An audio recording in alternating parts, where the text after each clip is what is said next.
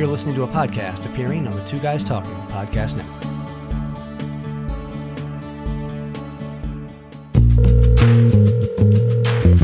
Hello? This is Agent Zero! I watch and react to content so you don't have to, because everything starts with zero! This time, Agent Zero reacts to Star Wars The Acolyte, Season 1, Episode 2, Revenge/Justice. We're down the street outside the local Jedi temple on Olega. A dummy robot is guarding the front door. It gets hit with some kind of nondescript tacker thing, whatever, and opens right up. Not the pinnacle of security, to be sure. Surely the temple has some enhanced security because, of course, Jedi are getting murked left and right. Nope. Our dark Jedi assassin, May, dressed in exactly the same clothing/outfit/look as when she walked into the local bar in broad daylight and killed a Jedi across town, strides right into the temple, walks right up to some dude that looks like, I don't know, Justin Timberlake before his DUI, but older, well, faker older. Well, let's face it. The makeup team that made this gent's look and makeup, they were clearly on the smaller end of the $180 million budget this show got to craft it. This is Jedi Master Corbin. Who is he? Not too sure, but we'll find out inside this episode of The Acolyte on Disney+. Once again, May, the Dark Assassin, strikes the pose and tells Sleepin' Tobin, attack her with all his strength. I think he's taking a nap, sweetie. I want to come back when, Matlock comes on in an hour.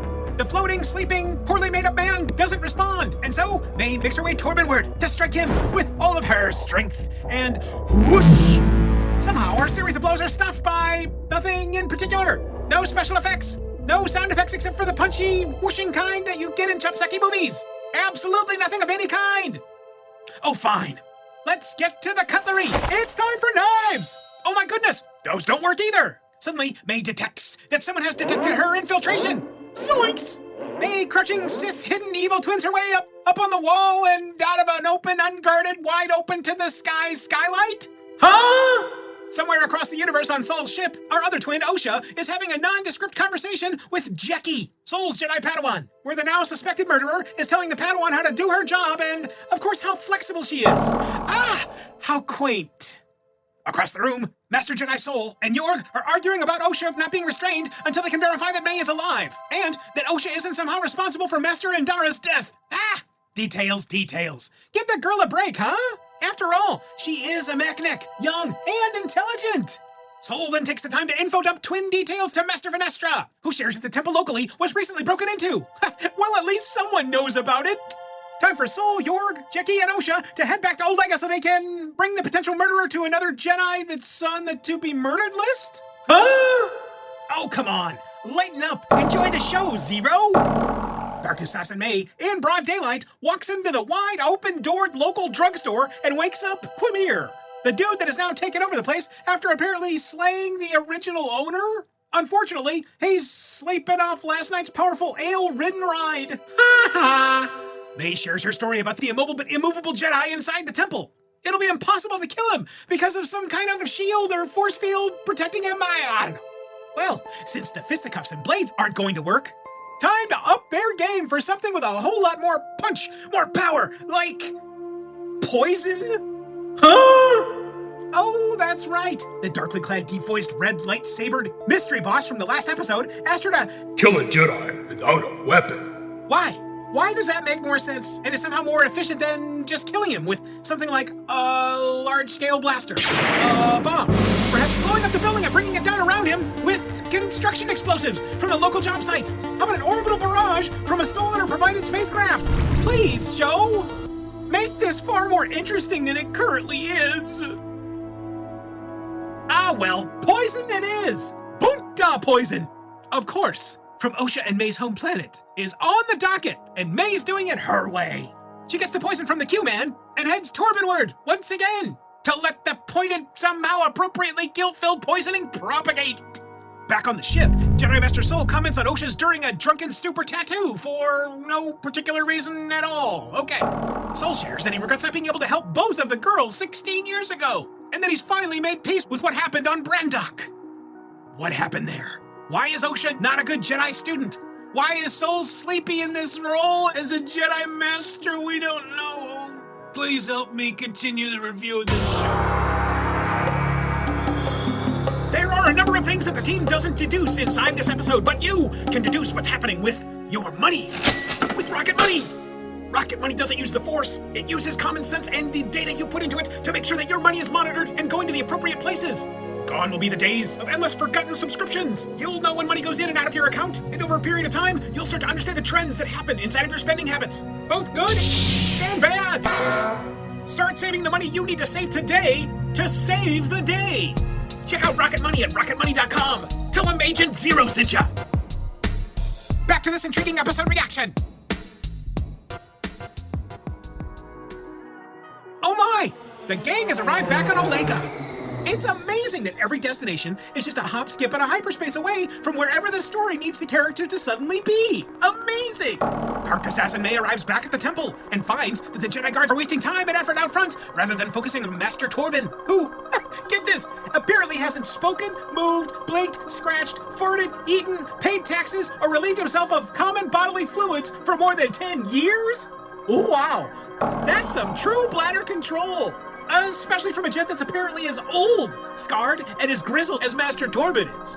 Look, there's no way that May can do or say anything to break that kind of dedicated focus, dedication, and meditation cycle. No way. Oh, yes, there is. She simply tells Torben, live with the guilt or take the poison and die so that you can be absolved of that which haunts you. Oh, okay. Instantly, levitating Torben's eyes crack open, and he chugs the boat to poison faster than a refreshing chocolatey yoo-hoo on a hot summer's afternoon. Why? Why did he do that?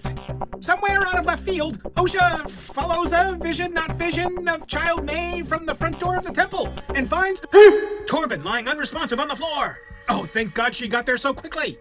Time to call for emergency medical services and get Torben's ass into the back-to-tank, right? Wrong!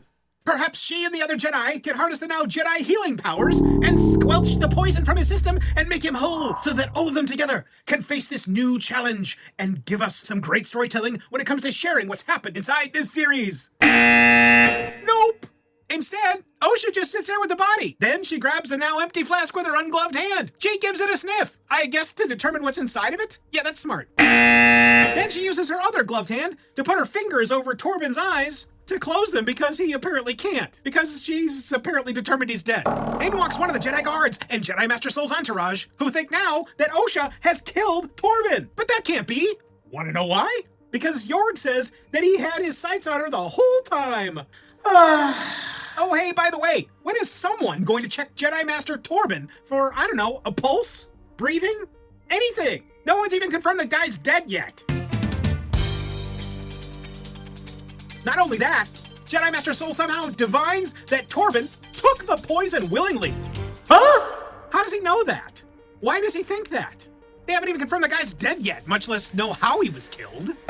In yet another amazing move, rather than initiating an immediate investigation of all cameras or recording devices inside the temple and/or city, or even initiating a citywide women hunt for someone matching the general description of Dark Assassin May, they somehow deduce that only the local drugstore could have given May the poison that Osha said is from her home planet? Huh?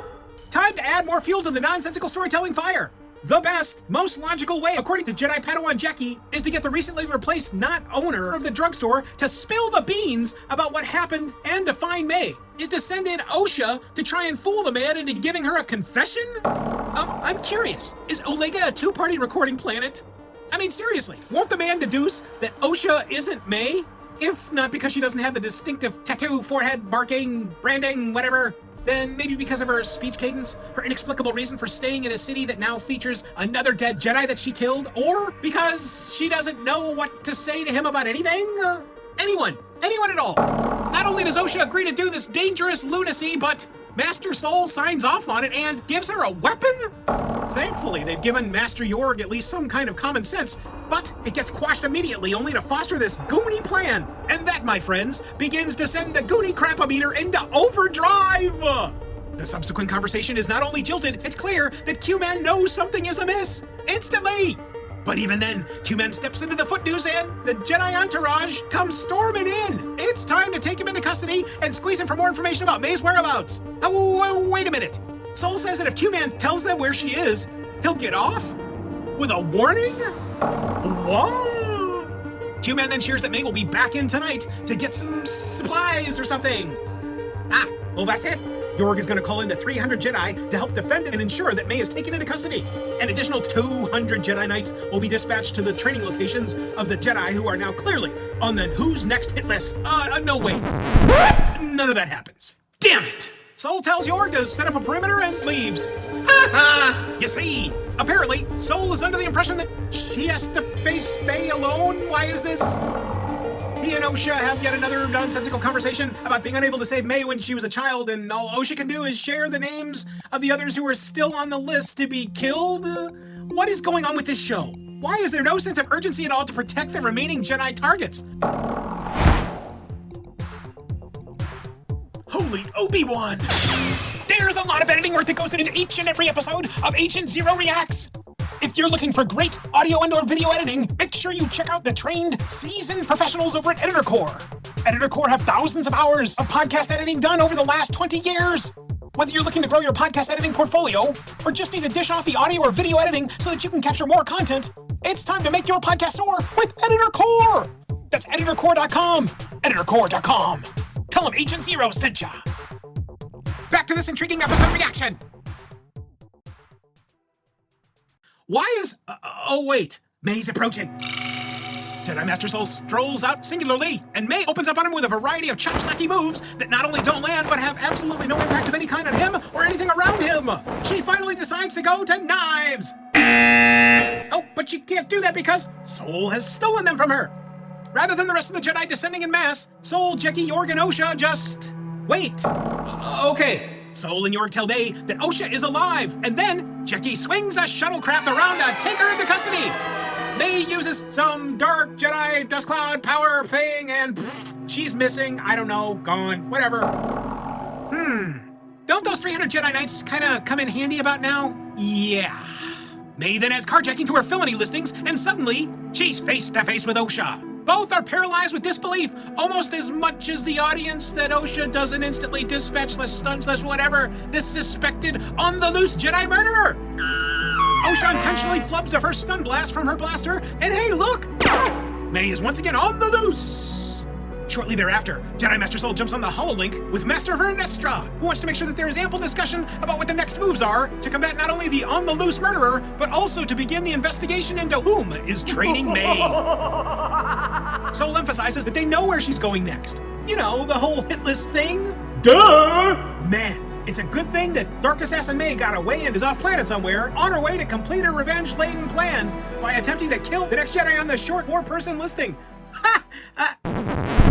Oh, wait. No, she's not. She's not only still inside the city, she's come back to try to put the kibosh on Q-Man. What? And she does it right underneath the Jedi Guard's nose? Somehow, Q-Man is able to reason with the much more powerful Dark Assassin long enough to tell her that he's found Kelnaka, the Jedi Wookiee that all of us have seen inside of all of the promotional materials for this show, who is clearly going to kick ass when we're able to see him, and is also on the hit list. And guess what? He'll take her to him on the planet of Kofar to do the dastardly deed. Over on Kofar, we get a glimpse of a couple of salvage hunters who begin creeping up on a bungalow that likely has treasure galore in it. But then, a large Wookiee barks in their general direction. He then uses the Force to claim their firearms and snaps them in half like cordwood as they flee for their lives. This, my friends, must be Kelnaka, the Jedi Wookiee we've all been looking for and can't wait to see what kind of action he provides us inside this series, The Acolyte, on Disney+. Unfortunately, he is on the list. Will he be next? What will we find out next? Kelnaka, the Jedi Wookiee, harumps off into the front door of his Jungle Fortress bungalow as almost 6 minutes of credits begin inside this only 37-minute episode. And to the next episode, we go! You've just listened to another episode of Agent Zero Reacts. You're a busy person, and Agent Zero watches, so you don't have to. Check out all of our episodes over at agentzeroreacts.com. That's agentzeroreacts.com. And remember, everything starts with zero.